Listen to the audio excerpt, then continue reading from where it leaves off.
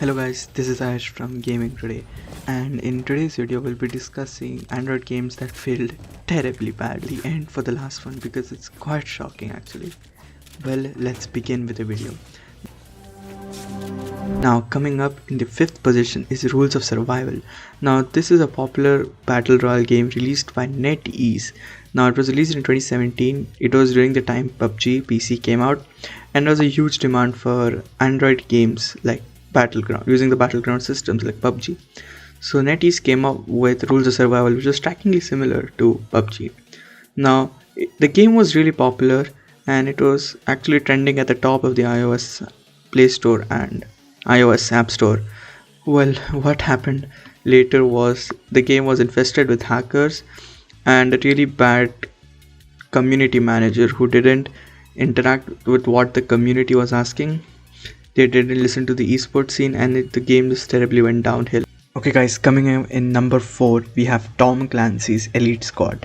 Now this game, it came out in 2020, August 2020, and it was meant to be like a top-down Raid Shadow Legends style or like a auto battler game for Rainbow Six Siege's whole Tom Clancy franchise. Now it was really hyped and everyone was really happy, but then what happened was the game turned out to be pay to win. Now it means that you had to pay for progression and the gameplay just wasn't fun.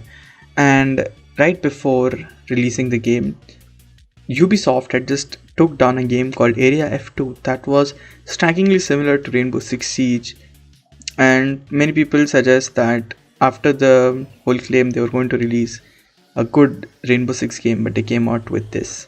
Now this in 2021 they decided to shut down the project, and that's how they sealed. Now this is how they sealed the coffin on Ubisoft's entry onto good Android games. Coming in the number 3 spot, we have Shadowgun War Games. Now this game, I wouldn't call it exactly a fail, but the game did shut down. So what happened was this game was like a unique take. It was like Overwatch, pretty similar to Overwatch. Now what happened was the game was expanding really quickly and they had a worldwide release. Then what happened was the developers, they didn't have enough resources or time to keep on putting out updates onto this franchise. So after 6 seasons of gameplay, and I personally played this game a lot, and I was really sad that this game had to shut down. But then after 6 seasons of updates, the developers decided to shut down the game. The main reason was probably they wanted to focus on their main game called Shadowgun War Games, or some Shadowgun Wars. They had to concentrate on that game. Well, this was not the fault of the game. I would say it was the fault of the developers. Well, even that's not my sector to speak. Now coming in the number 4 spot, we have CSGO Mobile. Now this game was a 1-to-1 clone to the PC version of CSGO owned by Valve.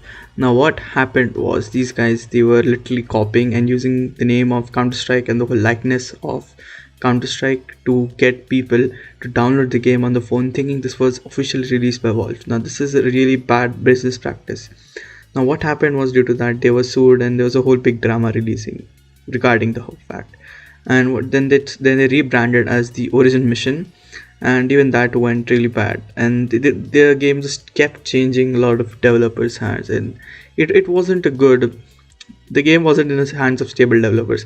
Now right now they've again rebranded as Alpha Ace, and they have a soft launch in Russia. I personally played it and I still didn't like it because the game was laggy. I was getting 30 frames and I have a pretty good phone for that matter. So in my opinion, this is also considered a fail. Really bad.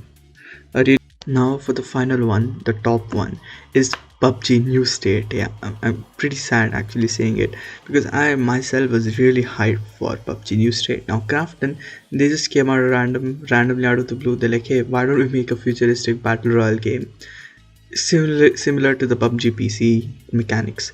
Now I myself was really hyped, and so were a lot of people, and the early beta and the alpha went really well. People really loved the game. I myself actually really loved the game. But then what happened was, when the game released globally, it started with a buggy launch. Now there were a lot of tweets that the game servers didn't open up at the right time. The game was not optimized for low-end devices, and it was just a disaster of a launch. Now what happened was, afterwards Krafton actually fixed them, but they were too late, and many people had already left PUBG New State to go play Free Fire or PUBG Mobile. It's really sad. I really hope they bounce back with a really great update, but it's really sad that coming from Krafton, of the really great game developers, it's really sad for them. I wish them the best. Well, this is it for today, guys. Thanks for watching. Please subscribe. Bye.